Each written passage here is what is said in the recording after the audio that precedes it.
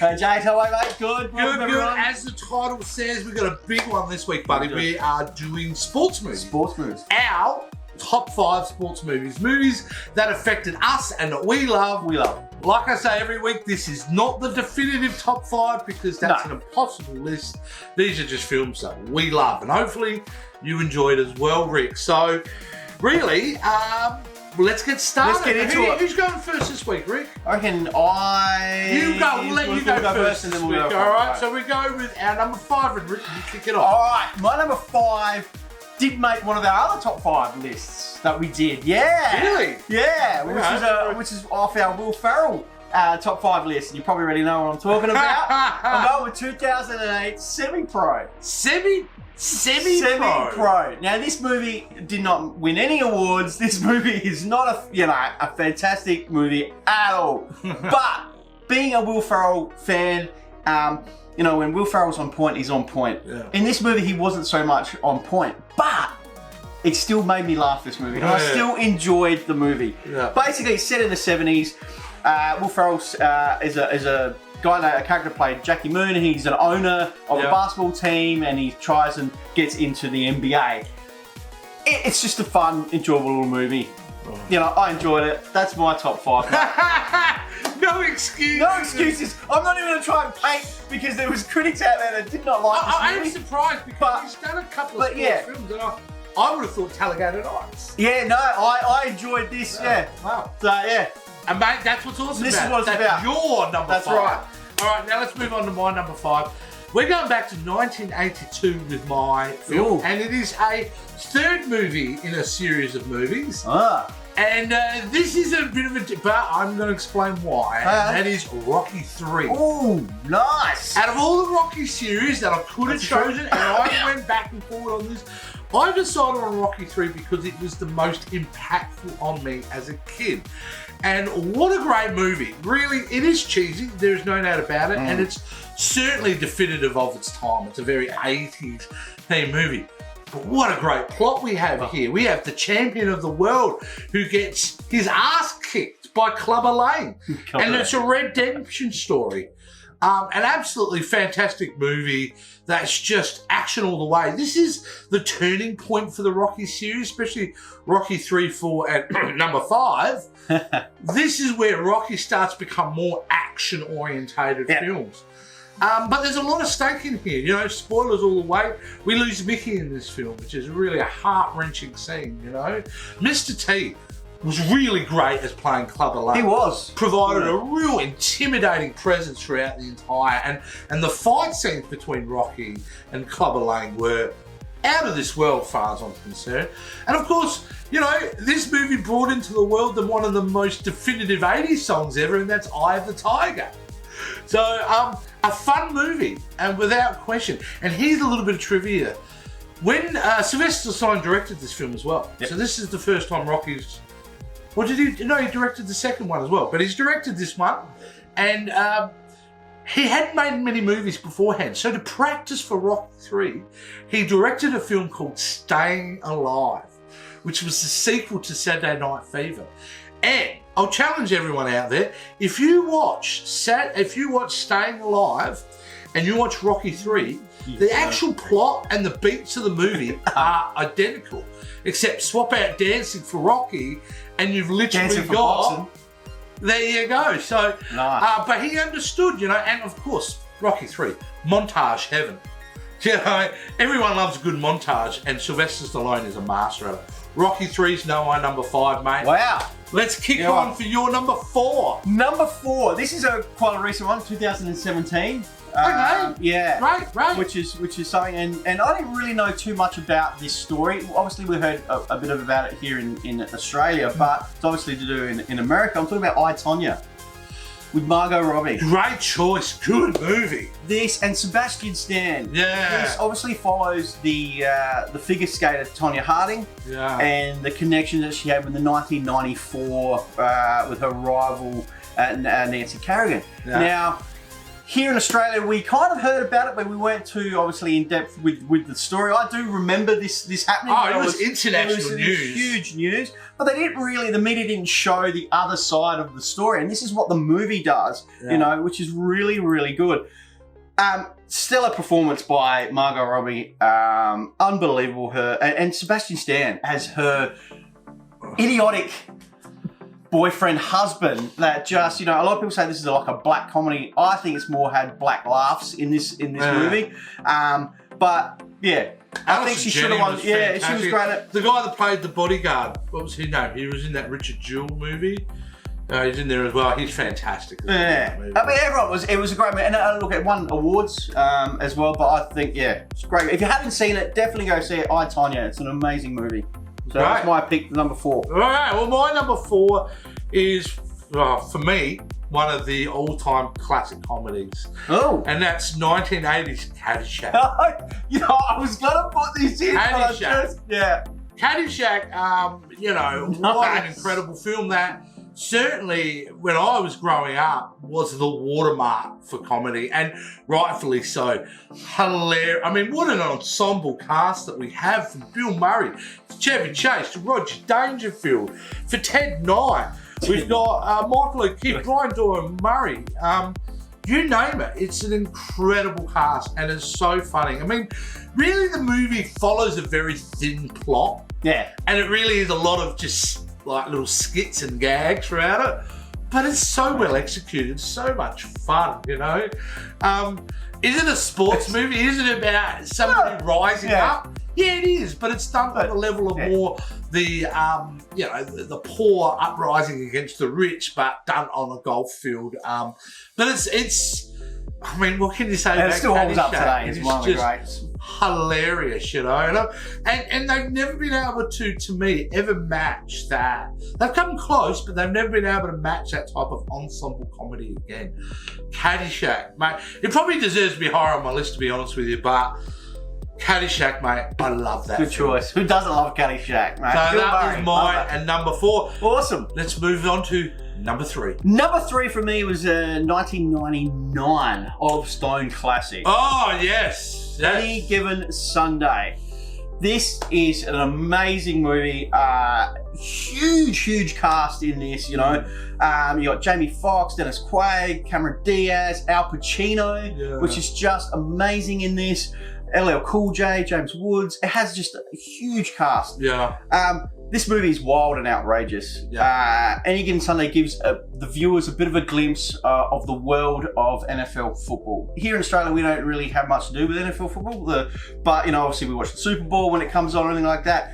But this gives you a bit of an in-depth look at what they go through.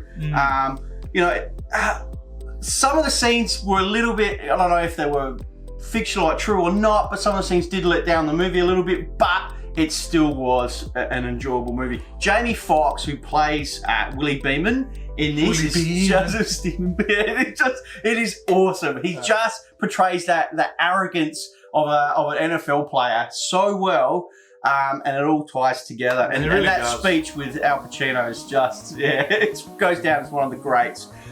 Yeah, really enjoyable movie. Yeah, my number 3 for that is in 1999. I think it was Sunday, man. That's a great choice. Really good film. Really good film. Yeah. All right, my number 3. We're going to go to 2008. Right. All right, to a little film. It was a little independent film that really became a huge film throughout the year. I'm talking Mickey Rourke in The Wrestler. Wow, nice. Now this is, I say that, I can really feel the heaviness of this film on me. Just a tragically beautiful story. That does inspire a little bit of hope, but Mickey Rourke, just career-defining performance. You know, playing that washed-out wrestler, trying to deal with the fact his career is over and his body is breaking down, and he has nothing really in his life. His life is meaningless. So, it is a film that I've probably only seen twice, if I'll be really honest with you. But it's made such an indelible mark on my film-going experience that I've always said, no, that is close to being an incredible sports movie. And again, it's not a sports movie in tradition, you know, they've got to win the game type of thing. but it really is a really good, I think, insight into the world of wrestling, into a lot of these stars of the 80s and 90s and what's happened to them, you know? And it certainly was a reflection of a lot what was going on in the wrestling arena at that time. Directed by Darren Aronofsky, which is obviously one of the great directors of our time. Yeah, of course, Mickey Rourke, Marissa Tomei, who was just sensational in this film. Even Evan Rachel Wood was really, really great. So, brilliant film. Certainly is an important film, I think. And Mickey Rourke, I don't think will ever do a role as meaningful as that, I think, ever again. So, which is sad to hear, but I think, to be honest, but that was my number 3. Number 3. Awesome, Jake's good choice. Number Alright. 2. We're off to number 2. We're up to number 2. What am I doing? I was so caught up with the wrestler. So caught with the wrestler. No, okay, let's move on to number 2. What's your number 2? Number 2, Jace, is very, very recent movie that just came out. Ooh. That was, yeah. Very, like, you actually recommended this movie. I hadn't seen it. Okay. And it's Ford versus Ferrari. Ford versus Ferrari. Yeah, now, for me, this movie actually connected well for me and my brother. And this is what this movie, and this is what movies do. It joins everyone together. My brother's a big car fanatic. And he's actually been to the Shelby Museum in America. Wow. So when this movie came out, we actually watched it as a family, and he just loved it. So, you know, stellar cast. You know, it's the story about Carroll Shelby and Ken Miles, who battle the corporate going versus building a car for Ford against Ferrari in the Le Mans. Huge, huge movie. This is what cinema should be. This is an amazing movie. The chemistry between both the leads are just phenomenal. The CGI and the practical efforts on everything was really, really good. And the actual soundtracks, music to this, just made, and the editing made this movie go a quick 2.5 hours. It's just you know, and if you don't know the story about what they're going watch the movie. You watch the movie and enjoy it for it, because I didn't know. And that's if you're not a car fan, but for someone to enjoy it who's not a car fan, it is just an amazing. Well, that was your number 2. That was my number 2. Well, occasionally we get in sync, because that's my number 2. Yeah, there you go. Wow. And remember, guys, we do not. No, we don't. No. Oh my God! There you go. So number 2 is absolutely. There you go. My favourite film of last year. It was. You did say. Yeah. And it is. I'm not a massive car racing fan myself, but what an enjoyable movie they made. I mean, it's a movie about a relationship. You know, it's about a friendship. You know, and obviously going against all odds in a time that was, you know, it was a shifting landscape. And just Christian Bale and Matt Damon. How good were they? Amazing. They were amazing. And the action scenes were so... Well, the action scenes of the car racing scenes, and they were just so well done. And everybody's just knocking it out of the park. The moment, within the first minute of watching this film, I knew that this was a different level type of film. And I don't think it got enough... I mean, it got some awards notice, but didn't win enough. Because it is absolutely exceptional film, you know.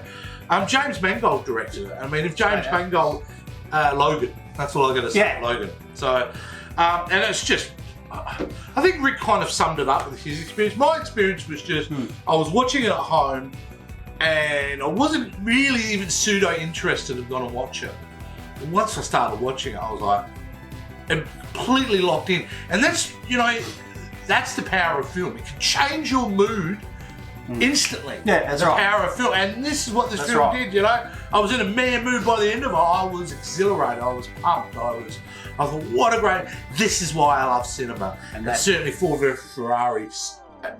You know, I'm sure this list will change over time. Of course, yeah. I just can't see a world with Ford versus Ferrari. It still doesn't sit really high up on my list. But there you go. That was my number 2.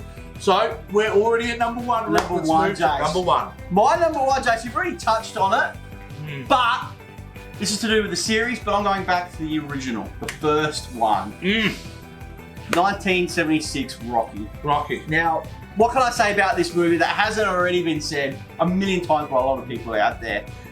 This is one of my favourite series of movies. And like Jace, watching number 3 and the others, Yeah. you're kind of like, yeah, really good. But the more and more I watched the first one, the more and more I really appreciated how good this movie is.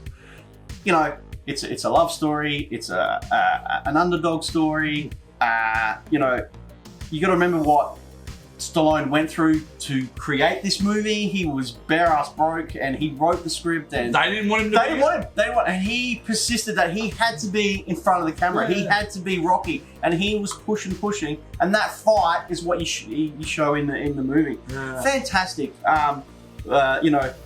Obviously, such as the montage. Yeah, it's pretty well handled but- in that one, because this one's directed by John G. Appleton, who went to go and direct the Karate Kid. Sorry, Rick. Yeah. So, but yeah, it is just one of those movies which is forever going to be in history is one of the greats, and it started off a stream of good series. Entire franchise. And went on and on and on. But yeah, Carl Weathers was fantastic in this as the champ. Talia Shire, she was fantastic as the love interest in that. Just really, really an emotional movie in some spots as well. In this, and spoilers, he doesn't win. No, he doesn't win. No, and then you don't always win. Yeah, and that's what the the journey, not the destination. That's right. So yeah. That was my number one, right. Chase. Well, we're kind of similar here as well with my number one, because we're staying in the boxing realm. Oh, nice. Okay. But my number one favourite movie, sports themed movie. I mean, it's not like I said, sports movie, and it's Raging Bull. Oh, the incredible Martin Scorsese. Oh. Robert De Niro, Joe Pesci story about the Jake LaMotta and the incredible journey they go through. This film is just it's an experience made completely in black and white. And the rumor was in the time, the reason it was black and white, because the boxing scenes were that brutal that the studio threatened they wouldn't release it if it was in colour. Wow, okay. So Martin Scorsese used that with that was the rumor. I don't know. We don't know, but that's what's been going around, urban legend. So either way, it's the performances. No one had ever seen an actor put so much into his role as Robert De Niro did for that. Remember, he was playing young, fit, in his prime Jake LaMotta to a overly obese shadow of a character by the end of the film. His relationship with Joe Pesci in the film was just... And it was Joe Pesci. That was the first time I had seen, who's this guy? And he was incredible. He was just absolutely phenomenal. It's one of those really important cinematic films. It certainly left its mark, I reckon, on the culture, but for me, I saw this movie way too young. This movie came out in 1980. I saw it in 1980. I saw this film at 7 years old. Wow. That's a tough movie to see at 7. Yeah. Well, yeah, absolutely. It's a tough movie to see. And I saw it. I used to get dragged to films I shouldn't have been seeing when I was a kid a lot. But I still, at that age, because I'd seen so many movies already, recognised how good this film was.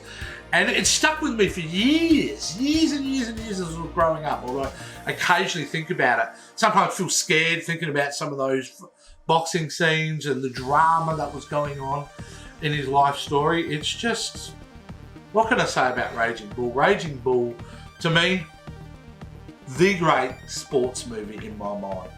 Now, you guys are going to argue. I know, like Rick, we've done this. Oh, yeah. Hey, guys, this is bullshit. Sports movies should be the playing the game. Look, man, at the end of the day, it's about, if you would say Raging Bull, is it a sports movie? You say yes. And that's how we've defined it. These are what we expected.